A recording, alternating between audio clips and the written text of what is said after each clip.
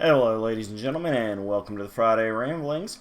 I am your host with the most, the man who's here every Friday to give you a little hint about all things pop culture entertainment. I am the Bardic one. I am David. Now, this is going to be a little bit different from some of our countdown, breakdown style videos we've done in the past, in that because of the massiveness of the franchise involved, we're not going to do a comprehensive listing of all things Kirby. This is going to be more of a surface introduction to the mainline games. The ones that you are most likely to be able to find copies of and therefore try out. Some of the spin-offs and like the online flash games and some of the DSi demo game things that have been developed over the years were as officially licensed Nintendo products, but were more about just kind of, just a little harmless fun with Kirby. We're not going to touch on. We're going to focus, as I said, more on the core Kirby experience. I will say that there have been various Kirby remake games. We're not going to go through all of them. As I said, I may do, another month, I may do a supplemental Kirby video. But suffice to say that there are Kirby remakes out there. So if you see a Kirby game and it's not part of my rundown of the mainline series, you know what? Go ahead. Do your research. It's most likely a remake, or as I said, one of these just smaller spin-off games that I just could not fit into the video without making it epically long.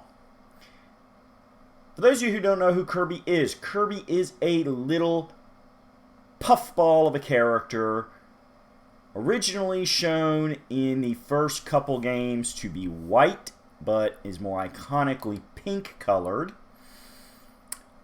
and is capable of consuming enemies via a very powerful bit of inhalation. As in, you press the attack button and instead of launching a standard video game attack, Kirby goes and any nearby villains get sucked into his mouth where he eats them. Now, later games added some more dynamics and mechanics to that system. We will discuss that as we get to those games, but that is the basic OG Kirby experience. We're also going to go ahead and throw this out of the way because it is interesting trivia and it does tie into some of our earliest rambling videos. And that is that the character of Kirby was named for the American attorney who, while working for Nintendo, most famously of the work he did for Nintendo of America, was helping them out with their lawsuit against Universal Studios over Donkey Kong and the whole copyright issues. This gentleman is John Joseph Kirby Jr. and passed away in 2019. It was several years later, after the Donkey Kong thing, before the character of Kirby was born, but the Nintendo of America company never forgot that case or the subsequent smaller cases that Mr. Kirby did to help the company out as a lawyer, and named this character in his honor.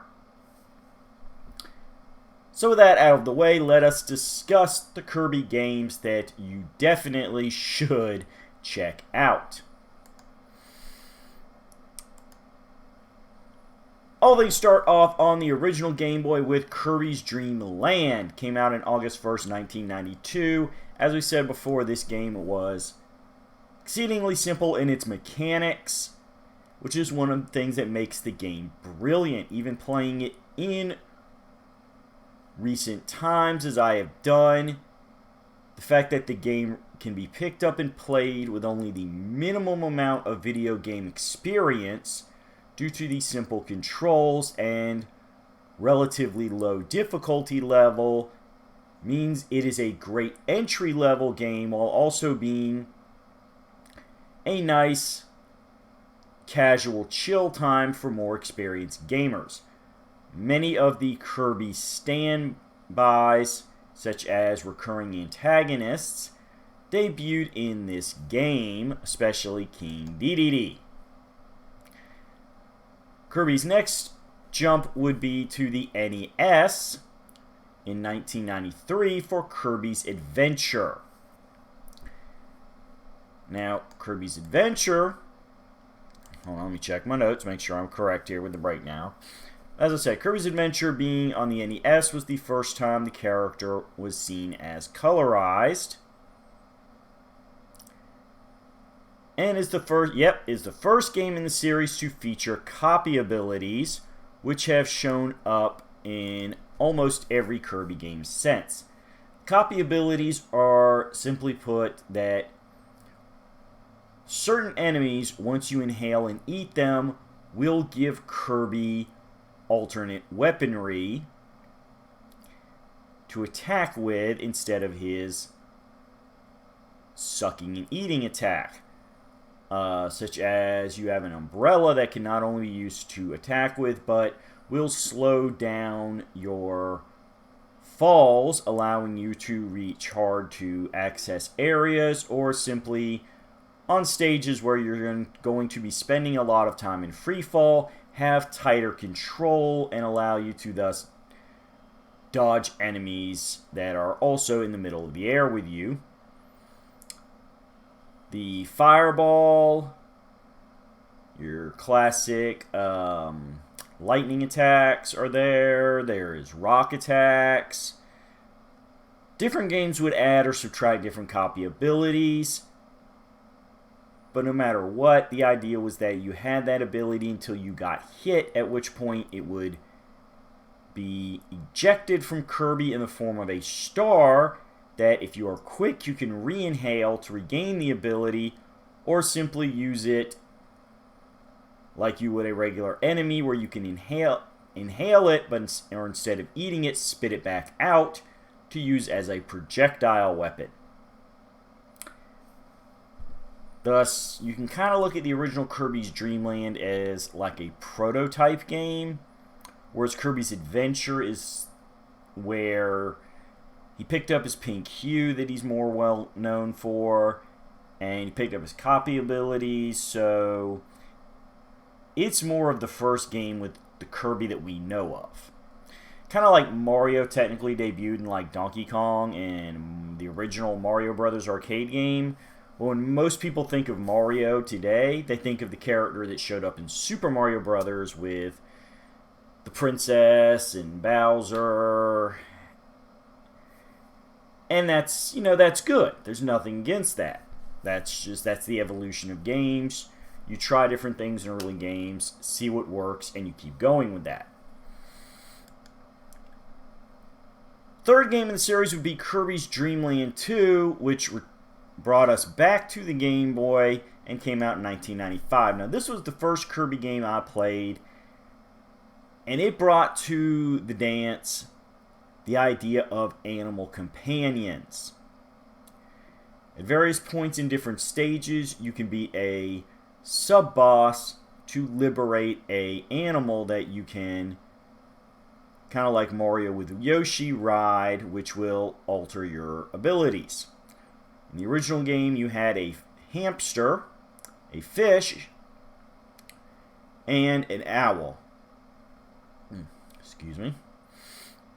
The owl, of course, allowed flight, and the fish allowed you to have better swimming abilities, whereas Rick the hamster gave you better jumping, and was just all around a fun guy.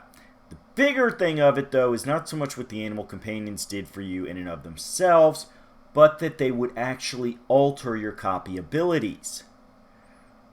For instance, if you got the little electricity guy, and normally Kirby just squats down and shoots some sparks in a short area nearby him. Whereas if you get Kine the Owl, you can get the electricity power up and instead shoot lightning bolts directly below you, turning your owl companion and you into flying death from above.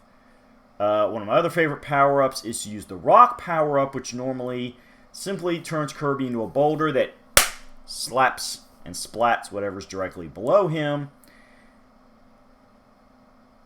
But with your hamster buddy Rick, you actually turn into a larger boulder that Rick balances on, allowing you to roll around the stage and chase down and crush things.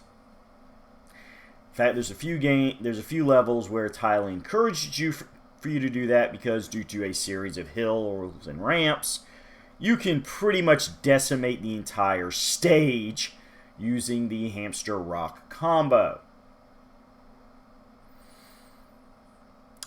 So, there you go.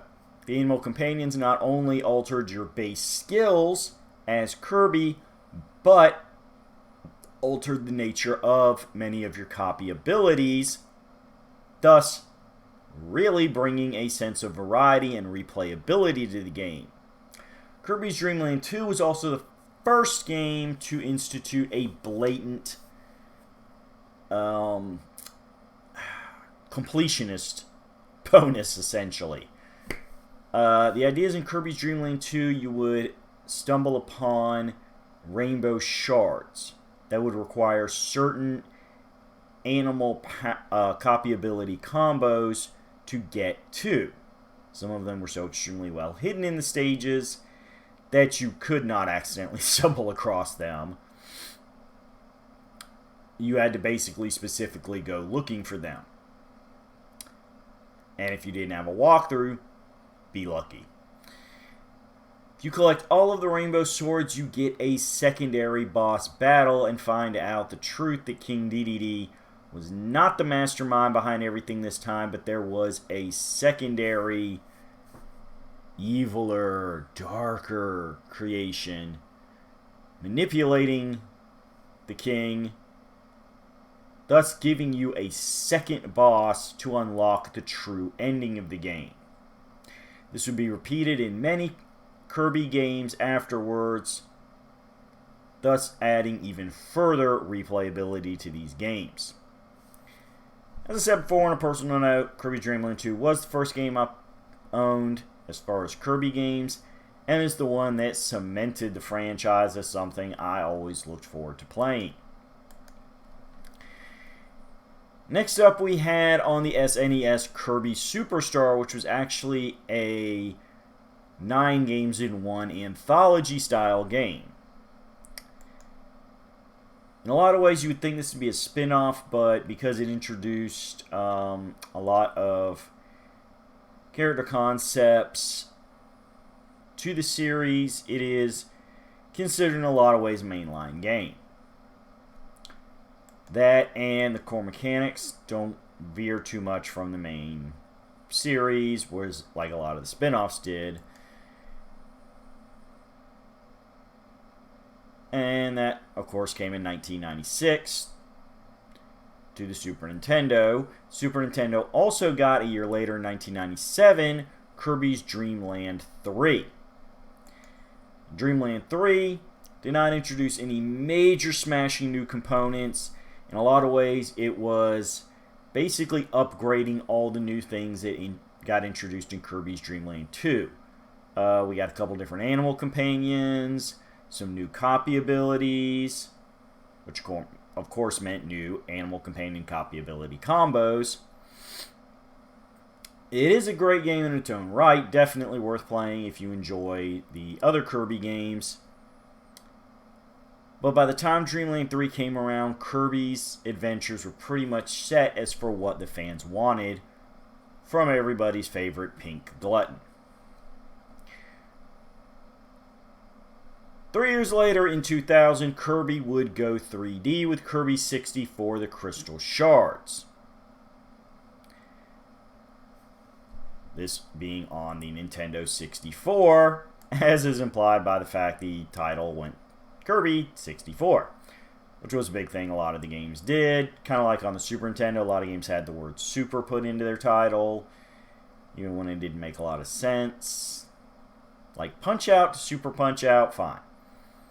Like Ghosts and Goblins to Super Ghosts and Goblins, not so much.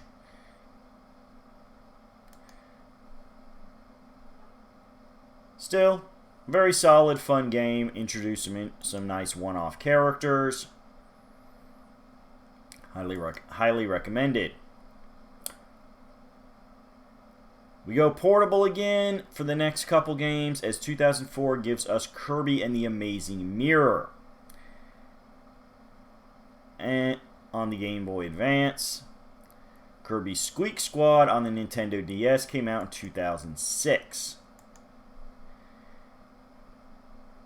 Now, these are where the games really started tweaking a lot of the base formulas and messing around with what could and couldn't be done in the games. And for instance, in Kirby and the Amazing Mirror, players didn't have to defeat the stages in a specific preset order. They were instead encouraged to freely explore the game's world and choose their own paths to victory, making it more of a sandbox open world style game.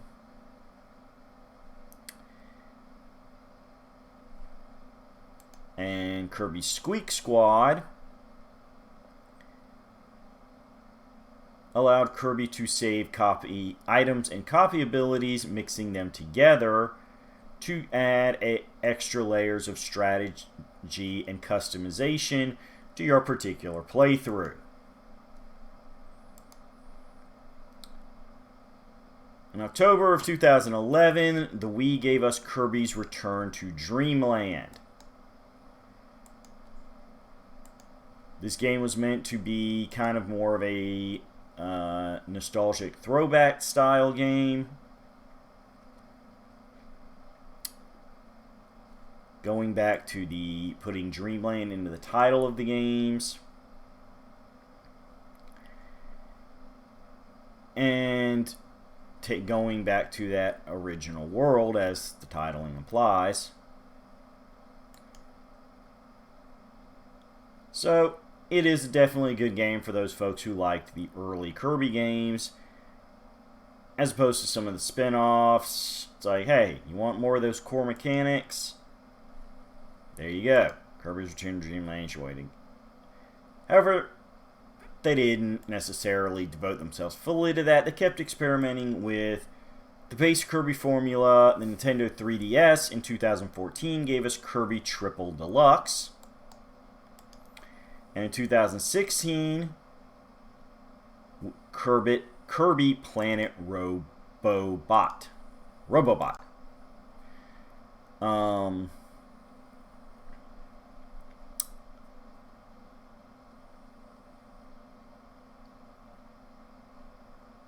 I've not personally played these two games. I did play a demo of Planet Robobot.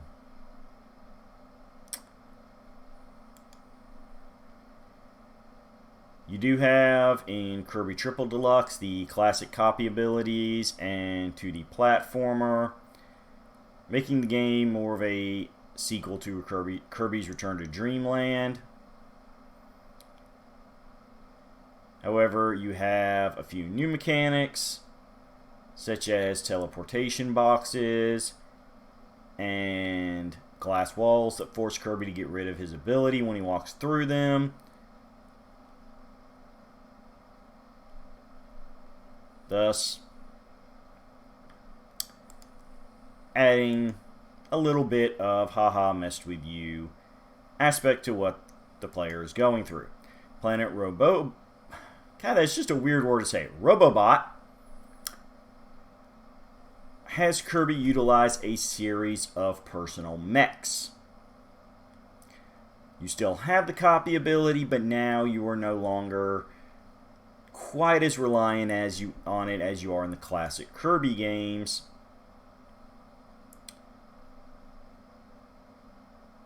Now, as I said, I did play a demo of Robobot, and it did seem good, but again, this is one of those games where if you're looking for that simple, classic platform experience, it's gonna throw you a little bit for a loop. This game is definitely based more for the modern style of gamers, where there's a lot more variety in the gameplay feel and a just constant, hey, here's a new thing, here's a new thing, here's a new thing. I have nothing against that personally either, but a lot of times, you know, when I think of Kirby, I think of, as I said at the start, simple, easy to pick up for any experience level gamer platforming. Nintendo Switch gave us Kirby Star Allies, which, as the name implies, focuses on the supporting cast that is developed over the years in the many Kirby titles,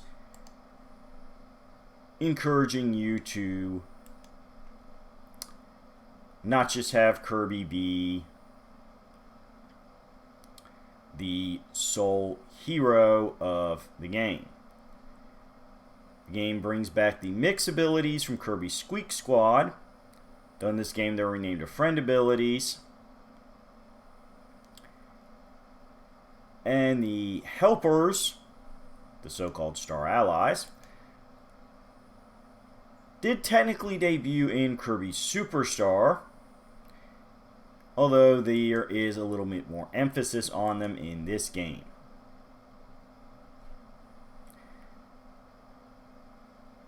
You also have the ability to do a co-op style gameplay, whereas a lot of classic Kirby games are one player. Later this year, Nintendo Switch will also get Kirby and the Forgotten Land.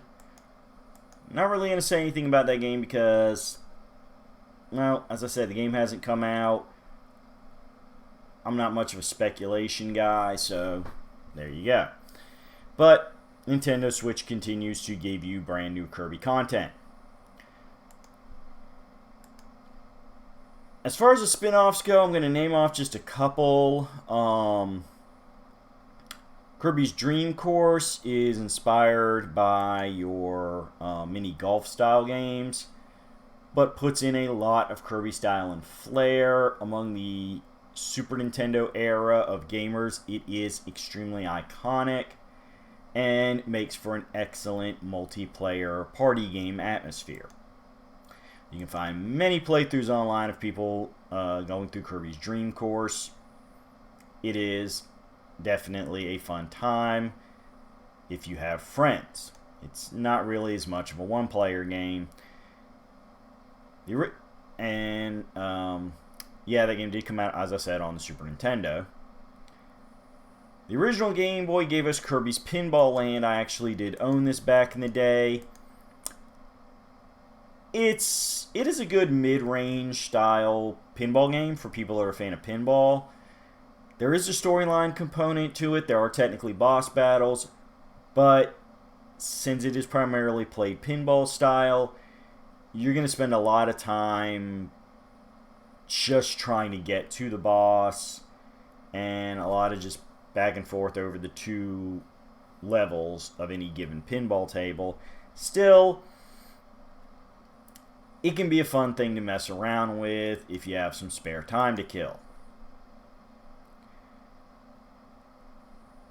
There's been a few others since then. We had some puzzle games like Kirby Star Stacker. There was a racing game in Kirby Air Ride.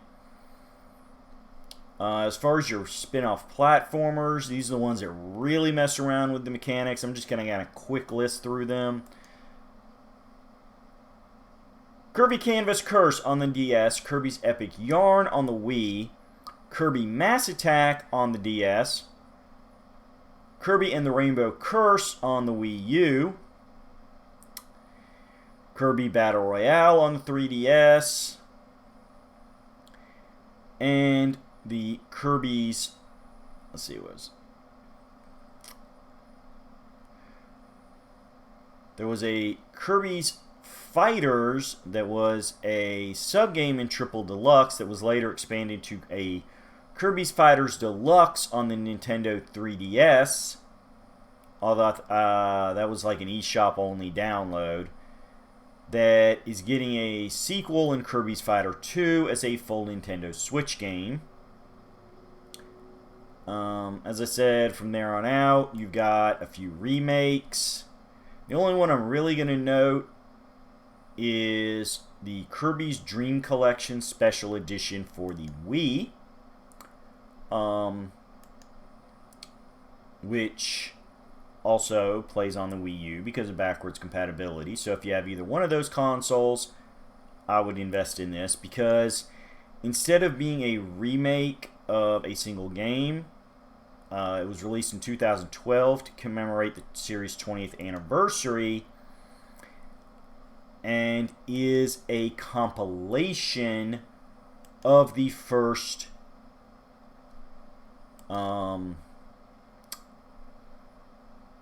six Kirby games. This being Dreamland, Adventure, Dreamland 2, Superstar, Dreamland 3, and Kirby 64.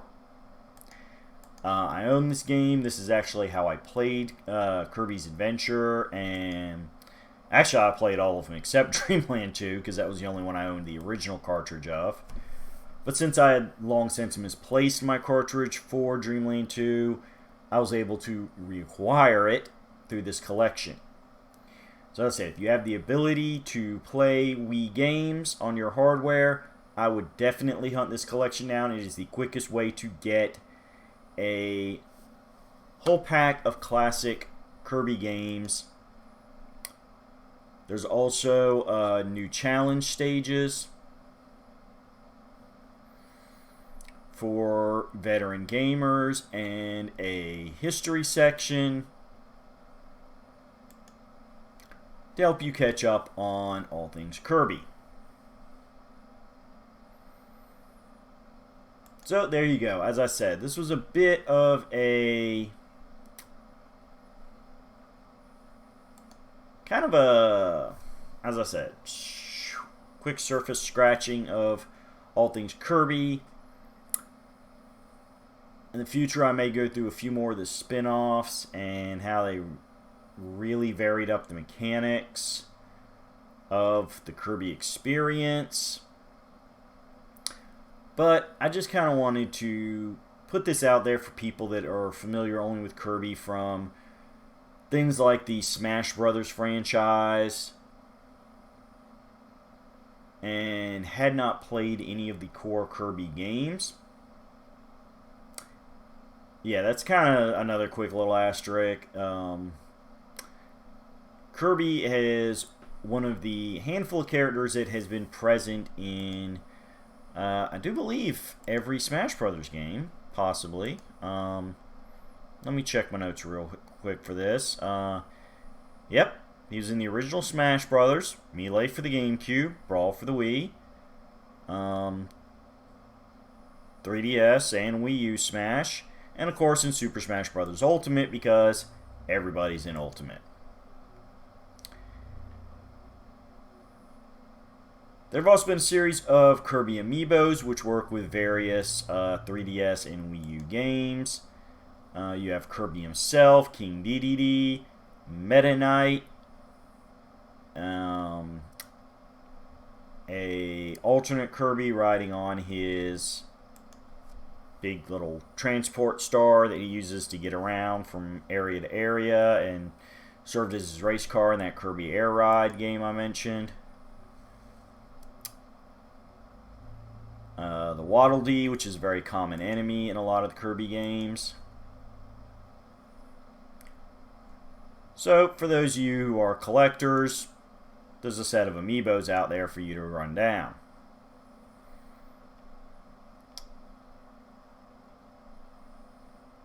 Outside of that, as I said, there's been a series of web games, little demo games released on the various Nintendo hardware's eShops.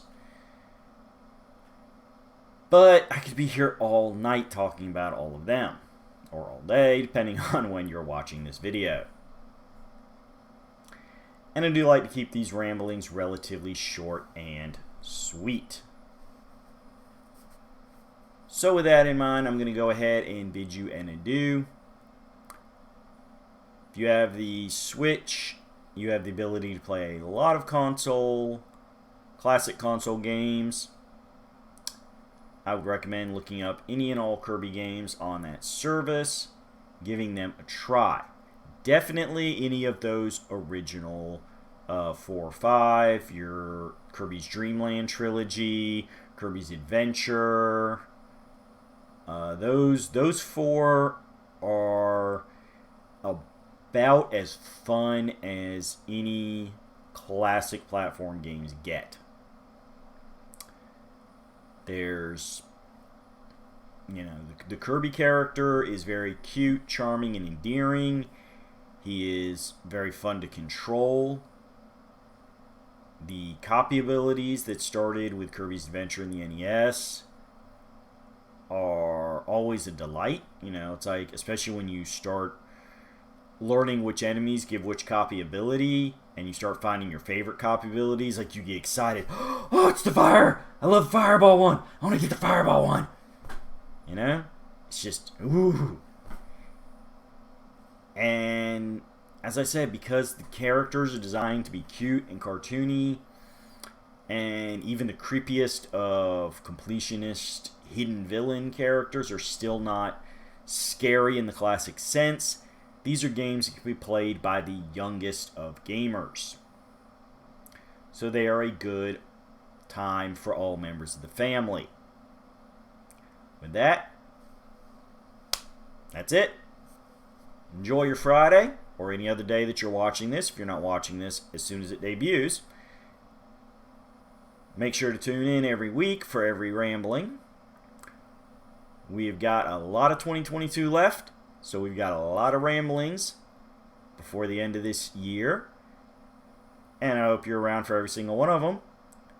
Make sure you like the video. Make sure you subscribe to the channel and hit that notification bell so you're told as soon as every rambling is posted. Check out the other shows on Roulette Productions. Some feature me, some feature my partner in crime. And who knows, once in a blue moon, you might see a Bigfoot, capture the Loch Ness Monster, and more importantly, find a video with both of us teaming up. It's happened before. You can check those out in the archive under Generation Expletive.